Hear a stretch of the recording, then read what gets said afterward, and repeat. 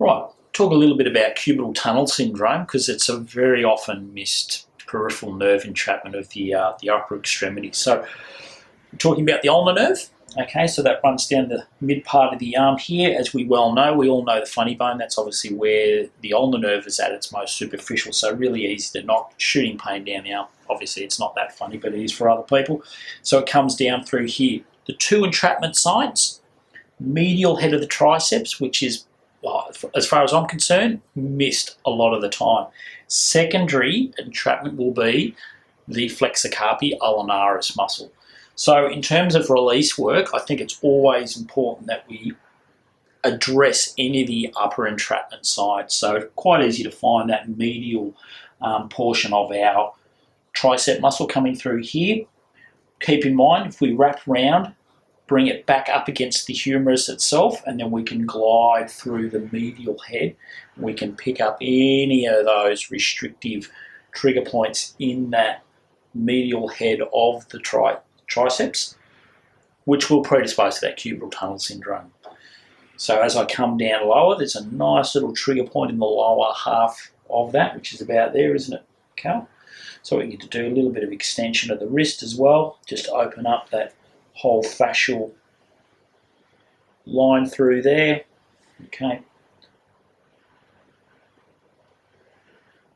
And then we can come down past the elbow and then pick up our flexor carpi ulnaris. And you ask, how do we find that? It's a good question.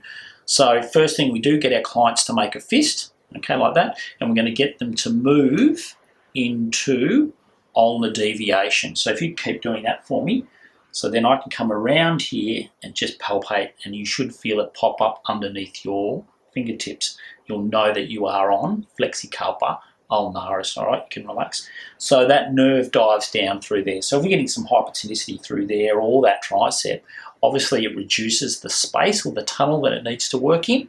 So that's obviously when we're going to start to get some issues with that cubital tunnel and that ulnar nerve. And what are the symptoms of? Obviously you're going to have classic pain into those two fingers. Obviously any sort of elbow flexion with the wrist out like this, if you're leaning on, then obviously you're going to start to get some paresthesia running down those sides of the hands.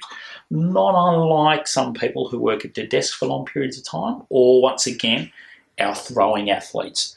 So once again, closed fist, ulnar deviation, pick up the muscle. The trigger point is in the upper half, obviously, but it's not just the trigger point we're after. We want to work the length of the muscle. And as we go through, just in a static position first, and then let's get Cal to go into what we call radial deviation, so it's away.